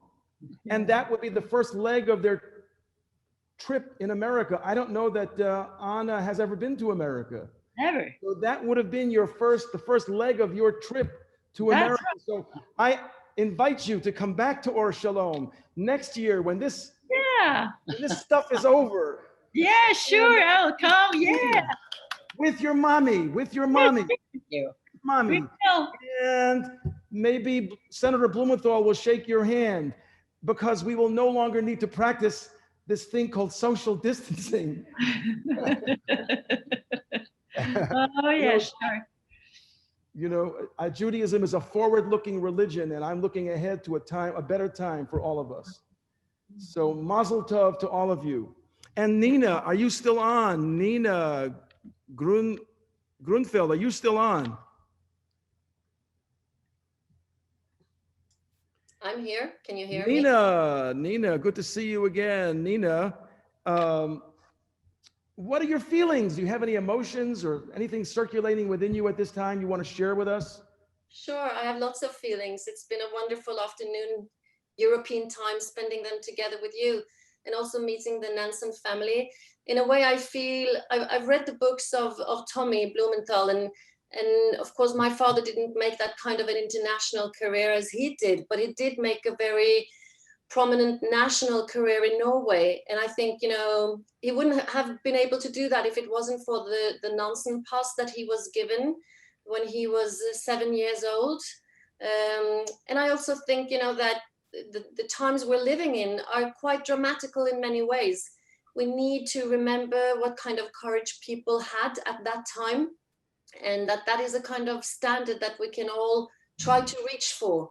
So I think it's really, really important now, as the witnesses from that time are no longer alive anymore. Most of them has passed away. Personally, I do a lot of traveling to schools, holding speeches to teenagers. And some young people know our history, but most don't, not to the extent I believe they need to know.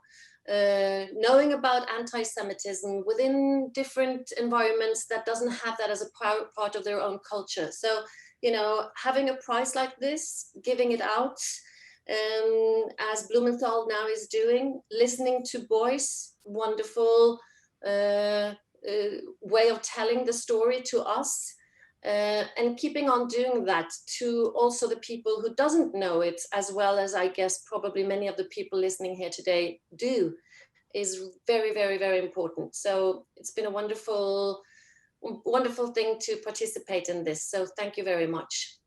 Thank you, Professor Nina. And, one day, I just simply want to echo my sentiments from earlier. One day, perhaps we'll meet in person and here at Or Shalom or somewhere in the United States, or perhaps, who knows, maybe even in Norway. So I want to say shalom to you.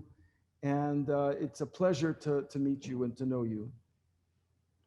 At this time, I'm going to turn it over to the CEO of our Jewish Federation, that is the Federation of Greater New Haven.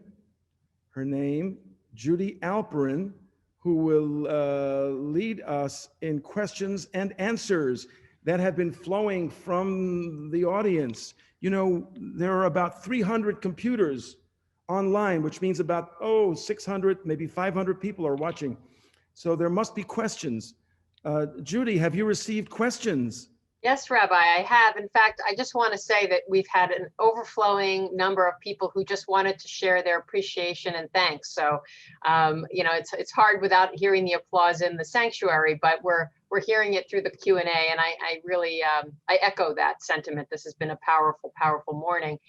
We have some curious folks here in Greater New Haven, and so I think I'm going to take this a little bit chronologically. We have a question, and I suppose Tim and Nina and Marit maybe. There's a question about Odd Nansen's resistance activities after the Nazi conquest of Norway. Do we know anything more about what he was doing then prior to him being arrested? And who is this directed toward? I guess either to Tim or perhaps Nina, whoever would be best to answer that question. Tim?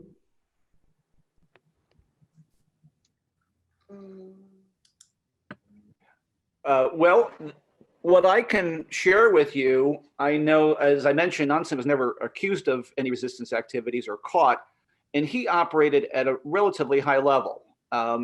He was a middle-aged man at that point, so he wasn't involved in sabotage and things like that. As my understanding is, generally he was involved in intelligence gathering and reporting back to the Norwegian government in exile in Great Britain about what was going on inside the country. So it was passing along information. I know he also there was a group that would meet of other high-level people, professors, writers, government officials who would meet and share information about what the Nazis were up to, what their policies were, what their plans were, and trying to inform the Norwegian government in exile in Great Britain as to what those things were. Unfortunately, many of those people that Nansen met with were in fact either arrested at some point or another or driven into exile. So it became kind of a shrinking group, a little circle of people at a high level.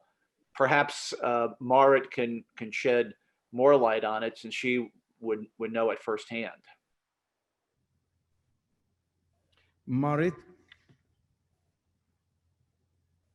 Og morfar gjorde av motstands... Yeah, well, I can't tell one special because there were so many, but we all even if I was just a young person, and we all did what we could. If somebody could listen to the radio, and which was strictly forbidden, of course, but there always was somebody who had a radio. And that was printed out, the news from the Allied And we young people, the children almost, we carried all these newspapers around in the neighborhood to our friends and our friends' parents and so on. So we always did what we could to be against the Nazis. I hear you. Yes. Judy? Okay, so Tim, do you happen to know how Odd Nansen got paper to write his diaries when he was in a concentration camp? Yes, that's usually the first question that gets asked every time I give a presentation. And I guess my answer to that is to remind everyone the sentence that, or the statement I made in my presentation. If you had food, you could get anything you wanted. The camp was rife with corruption. Anything was available, anything for a price, and everything was denominated in terms of food. In fact, I point out that Sachsenhausen was so large, it actually had an operating brothel inside the camp so that you could even obtain sex as long as you had food. So getting paper was the easiest thing in the world. You could get better clothing, you could get better jobs, you could get anything, better boots if you had food. So that's how relatively speaking, the Norwegians fared better than most of the prisoners because they had these food parcels that gave them the currency to do whatever they needed. The paper itself, this tissue paper, apparently was brought into the camp on the persons of Russian prisoners, POWs, who were brought into Sachsenhausen. It was seized by the Germans, in fact, used as toilet paper in many cases. So with food, Nansen could barter that quite easily to get that and to get pencils, writing implements, things like that. Nansen even gives an example where the Ukrainian prisoners, who were treated very badly as well because they were in the Slavic race, which was pretty low on the totem pole, they would go to the Norwegians and say, essentially, what would you like me to steal for you? I mean, do you need new boots? Do you need a warmer underclothes? I will get it for you, but it's going to cost you a pound of butter. And there was this illicit trade going on within the camp at all times. So it was the food that was the source of being able to get virtually anything you wanted in these camps. Really fascinating. And thanks for that insight. So were Tommy and Odd in contact after the war, and was he aware of the diary, and did he have an opportunity to read it? Well, I'll take a stab at that too. And that's a great question. As I mentioned, Tommy finally is reunited with his mother in December 1946. And at that point, he explains to his mother how he was saved by a Norwegian, but he says, I can no longer remember his name. Now, Tommy, first of all, he's illiterate. Second of all, 18 months have passed since he has seen Nansen. He has gone through more experiences in those 18 months than probably you and I will go through in our lifetime.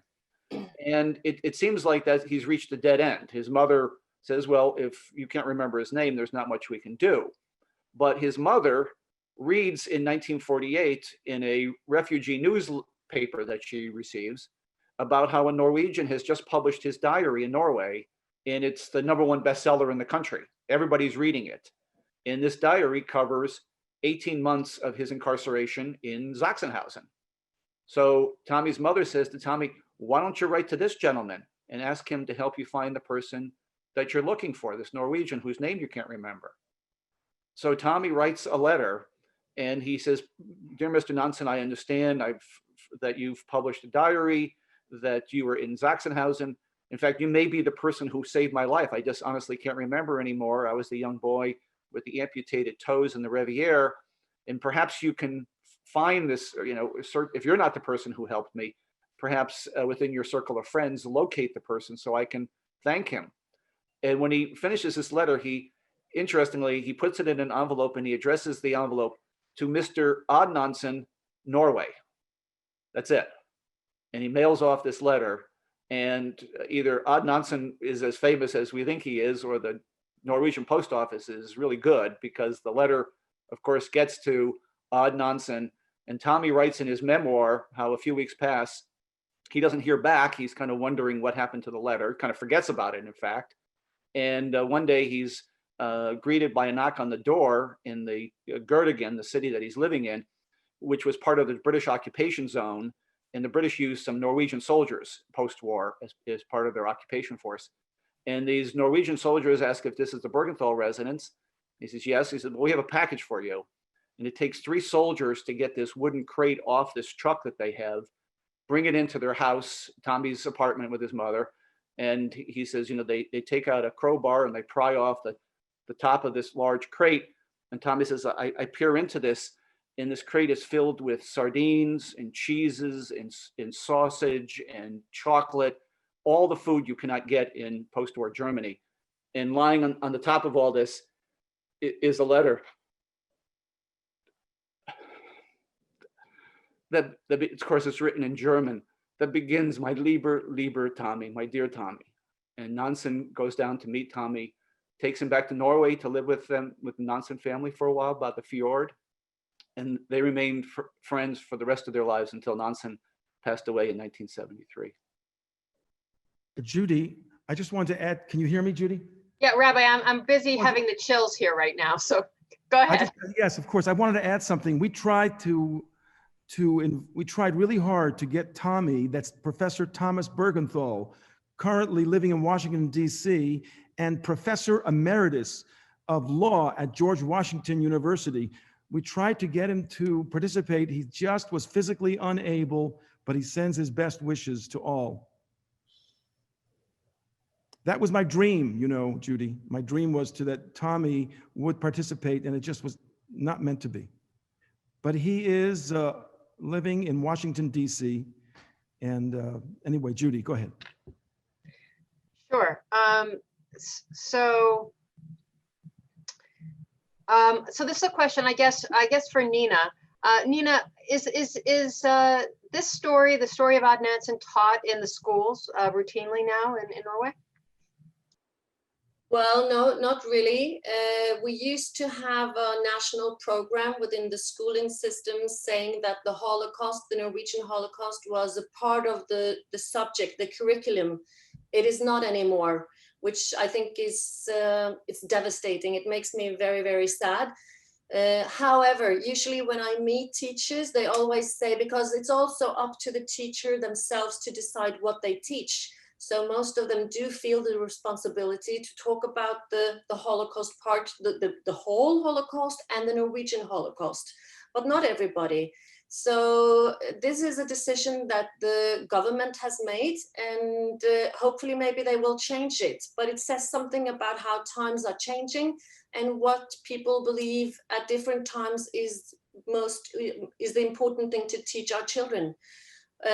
So, however, yes, I think most children learn about it. They hear about it. They don't really learn. They hear about it, but they don't really understand the totality of the whole thing. So, for people like me, being the children of the survivors, being the new witnesses, we have to fill that part and do the best we can. Yes, so that segues nicely into a question that we had from a participant who notes that he's citing the Conference on Jewish Material Claims Against Germany, where he says a disturbing 80% of young Americans are unaware of basic facts about the Holocaust, and we're confronting that in our nation as well. And so, Senator, are you still with us? If you're still with us, the question was to you as to what can be done to reverse that trend, if he's still here. Not sure. Okay, we may have lost Senator Blumenthal. Tim, for you, would you kindly share again the name of your book and also the name of the title of the story about Tommy, so that we can, you know, everybody's sort of asking, they want to jot it down. Right. Okay. Well, to begin with, Thomas Buergenthal's memoir is called A Lucky Child. And that comes from a incident in the book where Tommy's mother takes off her wedding ring. This is in, I think she may have been in, no, I can't remember exactly when it takes place, but she goes to a fortune teller. And the fortune teller tells her, you know, you will have a child and he will be ein Glückskind. In German, that means a lucky child. And when the war ends and Tommy's mother is freed from Ravensbrück, she spends the next year and a half really traipsing all across Europe looking for her son. And all of her friends who survived tell her, you have to get beyond this. Her name is Gerda. You have to get beyond this, Gerda. Your son could not possibly have survived Auschwitz. No 10-year-old child could have survived Auschwitz. And her response was, no, you don't understand. He's ein Glückskind. He's a lucky child. I know he's out there somewhere. And she never gave up hope. And as I say, it took 18 months to find each other. So that's Tom's memoir, and I highly recommend it. The name of Nansen's diary is From Day to Day by Odd Nansen. And that is available on Amazon. And if you go to my website, you can also, my website is just my name, www.timboyce.com, and you can order a personalized copy of the diary. I'd be happy to inscribe it for anybody. I tell people I treat you like an Amazon Prime customer. I don't charge for postage. The cost is $39.95. And I would like to point out, when I was doing my research for those 6 years from 2010 to 2016, one of the things I learned is that when Nansen's diary was translated into German in 1949, Nansen gave away the royalties for the German translation to German refugees. Now here's somebody who's been brutalized for 3.5 years by the Germans, and yet he says they needed it more. If we don't reconstruct Germany and get it back on its feet, we will fight another cycle of hate in another generation.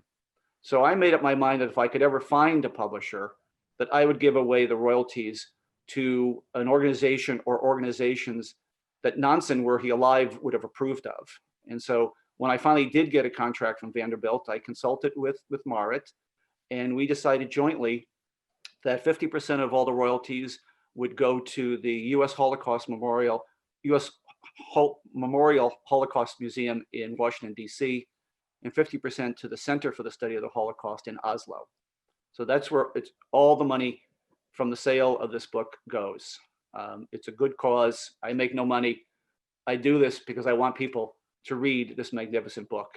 Because if you read it, you cannot help but be inspired to be a better human being. It's just impossible not to be. Judy, I believe the senator is on. Aha, Senator, I don't know if you heard, we were talking about how they are no longer teaching the Holocaust as mandatory part of the curriculum in Norway. And we were talking about you know, the startling reality that 80% of our young people here in our country seem to be getting further and further away from understanding what the Holocaust was and the lessons. And the question to you was, you know, is there any opportunity to reverse this trend? Great question, and thank you, Judy. And again, thank you to you and the Federation for making this wonderful event possible. In Connecticut, as you may know, we actually have required teaching of the Holocaust. It is a subject that the state legislature has recognized as important for our students to learn. Other states could do so as well. The federal government does not, as you know, make a practice of requiring anything to be taught in schools generally. It has certain standards that are set by the Department of Education. And maybe teaching about the Holocaust ought to be one of the subjects that, at least in a general way, is required to be taught as a condition for receiving federal money. I think we ought to consider doing that. I'd love to talk to you and others about it because the impact of genocide, and obviously not only the Jewish people, but others have been victims of it as well. And we see it playing out today in real time around the world, not at the same magnitude, but the impacts of racial and religious bigotry, hatred, cruelty, and really are still with us, very much so, despite the example of the Holocaust. And I think teaching about it is a way to counter it. Great question. Thank you, Senator. And yes, you're right. A couple of years ago, we were very pleased to be a part of the statewide effort led by JFAC to mandate Holocaust and genocide education in the state of Connecticut. However, it's an unfunded mandate. And so the big challenge that's going to come, especially when we return to normalcy in the classroom, is providing the resources for our teachers to be able to have the curriculum materials and the training necessary to teach. And we're all going to stay working very, very hard on that subject to try and achieve that. So we have about 1 more minute. And I guess we have time for about, one more question. And that has to do with, I guess this will go to Marit. We'll go back to the source. Marit, do you have memories of Tommy coming to your home as a child, as a young person? Well, yes, I remember very well the first time I saw Tommy. He was a very young boy at that time, and we knew that my father had been so engaged in his faith and everything. So we were very anxious to know this boy, and it was astonishing to see how quickly my siblings, and especially my brother, who was almost the same age as Tommy, they came in very good understanding with each other, and although my brother thought that the best way to conversate with Tommy was to talk very loudly. So he was talking like that, you know.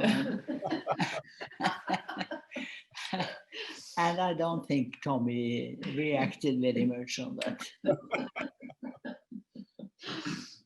This was so delightful. Thank you all for participating with the Q&A. I'd now like to turn this over to Adina Ostreicher.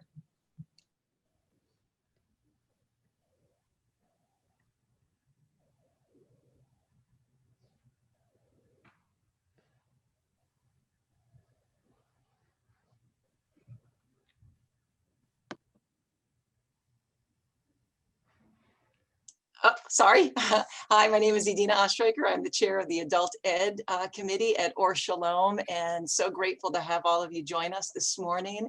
Just a quick wrap up. I would like to first thank the Congregation Or Shalom Men's Club, Candle Fund, and the Selman family for their generous support. They've been so gracious over the years supporting this program, and we are really appreciative. I would like to thank our distinguished guests from far and wide. Tim Boyce in the Washington, D.C. area, thank you so much for your moving words.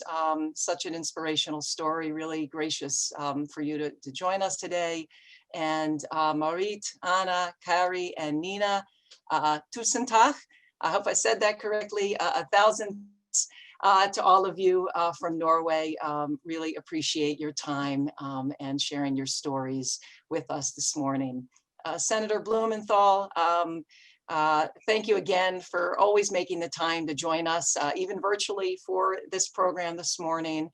Your support is tremendously appreciated, and I hope your test comes back negative and that you're well. So thank you for being here today. Tremendous thanks to Judy Oprin and Norit Cole from Jewish Federation of Greater New Haven. They have been tremendous partners now for the second year in a row.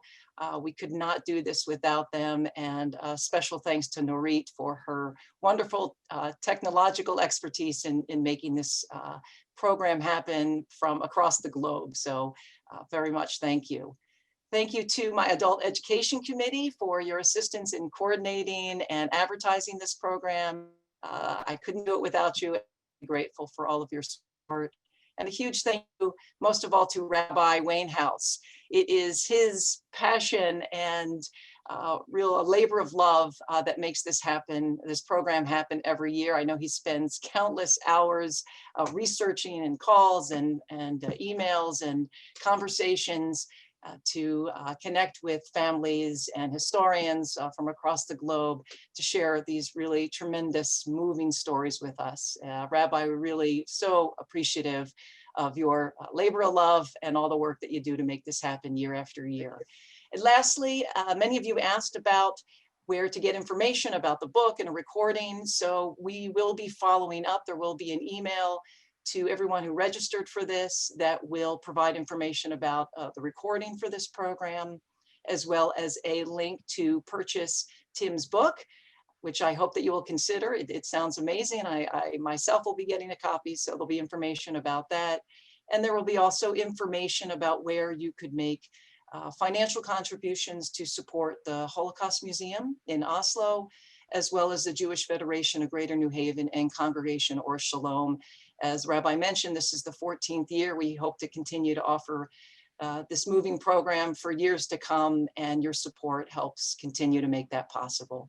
So I hope you will consider that support, and thank you very much for joining us today. Adina, thank you so much. And now to conclude, it gives me great pleasure to call upon a student at UConn, right? Taylor, Yeah. What year are you in? Taylor, what year are you in at I'm UConn? a sophomore. A sophomore, but Yeah. you are still my bat mitzvah girl and always will be. Is that true, Taylor? That's true.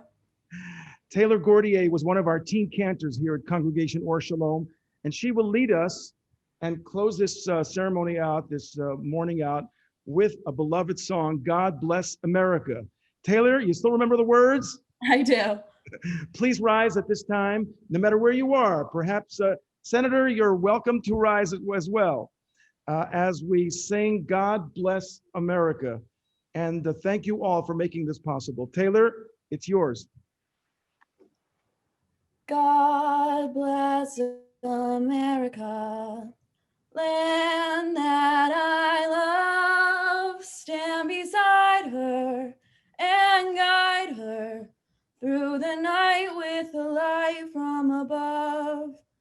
From the mountains to the prairies to the oceans white with foam. God bless America, my home sweet home. God bless America, my home sweet home.